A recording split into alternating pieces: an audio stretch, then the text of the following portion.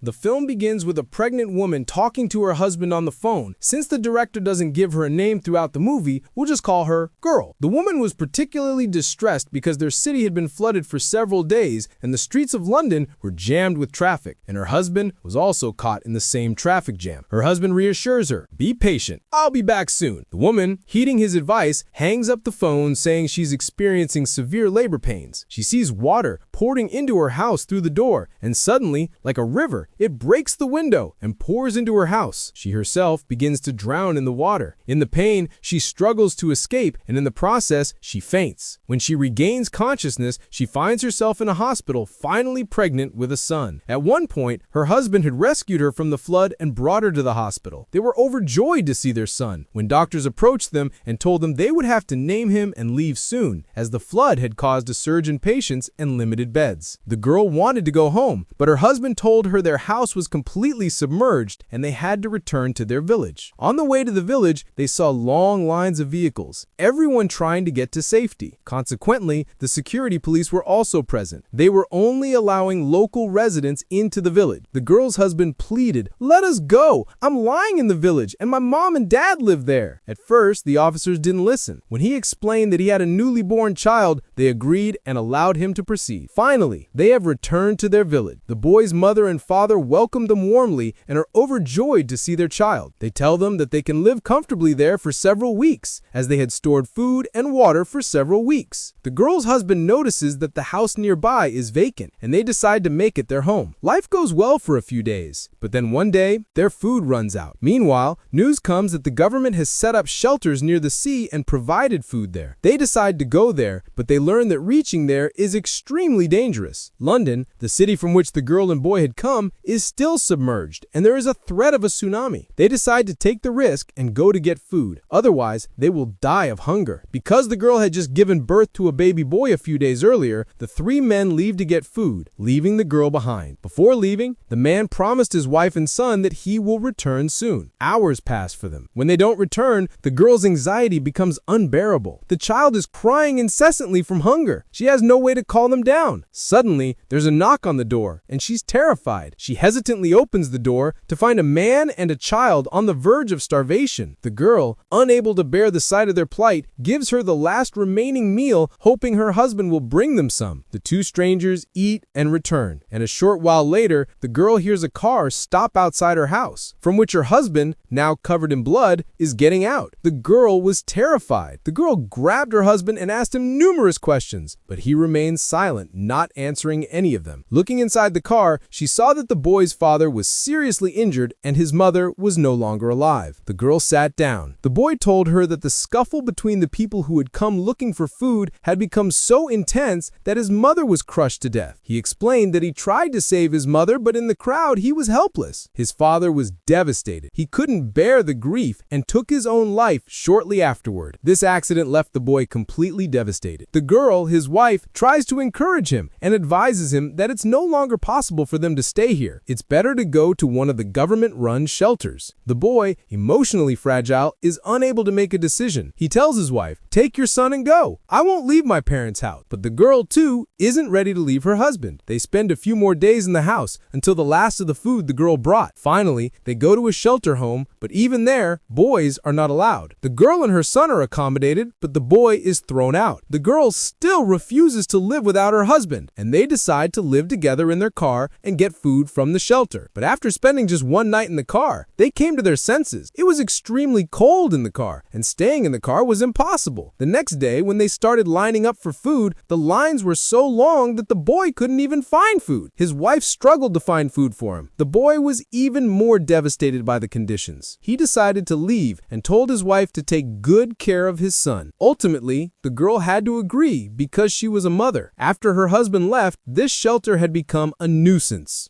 Even among so many people, she felt lonely. Then she met Na, who had a 5-month-old son. Na was an expert in raising children and helped the girl calm her son. Na told her that this shelter was much better than all the shelters she had stayed in before. There were thefts in other shelters, and people would murder each other for food. But nothing like that happened here. Although there are fights for food, nothing major happens. Still, life wasn't safe even there. Na tells her, "I have a very rich friend. He owns a private island. If we can somehow get there, I think our lives submerges will be set. Will you accompany me there? But the girl hesitates a bit because her husband wasn't with her and he was waiting outside somewhere. She doesn't even know where. This girl can't stop thinking about her husband. Before they can make a decision, one night their shelters are attacked. People with guns and pistols enter their shelters and start brutally killing people. They steal all the food and chaos ensues. In the chaos, Na and the woman pick up their children and run away to save them. After walking a long distance, they finally find a lift. The person who offered them a lift was very rude. He left them halfway. The girl was now worried about how she would find her husband's shelter if he returned, but she urged him to stay strong. She said, if you've already taken this step, you must continue to do so with determination. She told him, survival is the most important thing. Everything else comes later. As they walked, they came upon a house where a man was staying. He looked at them blankly and surprisingly offered them food in a world where food was scarce. It was as if these two girls had been given a new lease on life. The three of them sat together around a fire, chatting, sharing their stories. The girl's story was the most tragic. Her entire family was killed when the bridge collapsed during a flood. Only she survived. When they woke up in the morning, they found that the boy had already left, but he had left a note for them, telling them that if they went north, they would find many boats that would take them to their destination. This was such great news for them. It was like a new life. They went to the shore on that side. They waited the whole day, but no boat came. Just when their hopes were about to be dashed, they saw a boat approaching them from a distance. Seeing this boat approaching them, they were simply ecstatic. They boarded the boat in joy. Finally, Na was heading towards her friend's island. Their luck ran out and Na's friend